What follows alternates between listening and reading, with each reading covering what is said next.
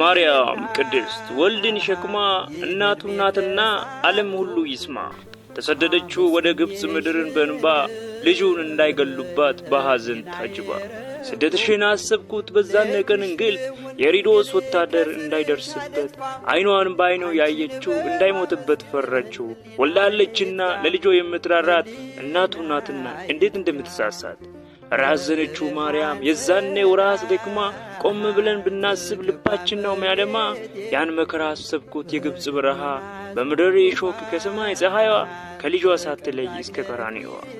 መናፍቅ ሰድቦ ቢያንቋሽሻት ከሳው ዘር ተመርጣ ለጌታ እናትነት ጸጋ የሞላብሽ መልአክ ነው ያበሰረው።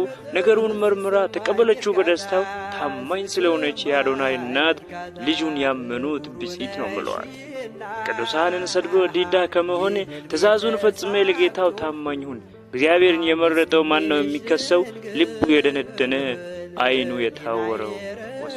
የማርያም አይነት ሴት እዚህ ምድር ላይ አለ። እግዚአብሔር ሰው ሆኖ ወደዚህ ምድር ሊመጣ ያመነባት፣ ሆዷን ጠብቶ ለማደግ ያመነባት፣ ከሴቶች ሁሉ የተባረከች፣ ሕፃኑ ኢየሱስ እንዳይገደል ወደ ግብጽ ሀገር ሄዳ ሸሸገች ናት እኮ ማርያም። በመዳናችን ላይ እኮ ትልቅ ባለውለታችን ነች ማርያም። ኢየሱስ ሲሞት የሁለቱ ወንበዴዎች እናት እዛ አልነበሩ። ማርያም ግን እዛ ልጇ እየተሰቀለ። ኢየሱስም ዝም ብሎ አይደለም የሞቱ፣ እናቱን ዮሐንስ አደራ ብሎ ነው የሞቱ። ደስ ይበልሽ ከሴቶች ሁሉ የተመረጥሽ እኔ አንቺ ከሴቶች ሁሉ የተመረጥሽ። ትጸንሻለሽ፣ ወንድ ልጅ ትወልጃለሽ፣ ስሙንም ኢየሱስ ትይዋለሽ። ሕዝቡን ከኃጢአታቸው ሁሉ ያድናቸዋል። እኔ ወንድ አላቅ፣ በዛ ላይ እድሜ ትንሽ ነው። የልዑል ኃይል ይመጣል አንቺ ላይ፣ መንፈስ ቅዱስ ባንቺ ላይ ይመጣ። ወደ ማርያም ማዕፀን ገብቶ ኢየሱስን በሷ ውስጥ ያስገባ። የማርያም አይነት እኮ በፍጥረት ታሪክ ውስጥ እኮ የለም። ከሷ በፊትም አልነበረም፣ ከሷ በኋላም አይኖርም። ባይዘው ማርያም ብቸኛ ናት። በድንግልናዋ ጸንሳ ተገኘች እኮ ነው የሚለው። ኢትስ ዲቫይን ወርክ። በጣም ደጋግመን ሰምተን ለምደን እንጂ እናንተ ታውቃላችሁ እንዴ በድንግልና የጸነሰች? በጣም ኖርማል ሆናችሁብኝ። ማርያም ብቻ ናት። ጻድቁ ዮሴፍ እንኳን እስኪጨነቅና እስኪቸገር ድረስ እንዳያስወግራት ብሎ በስጉር ሊቷት እስኪያስብ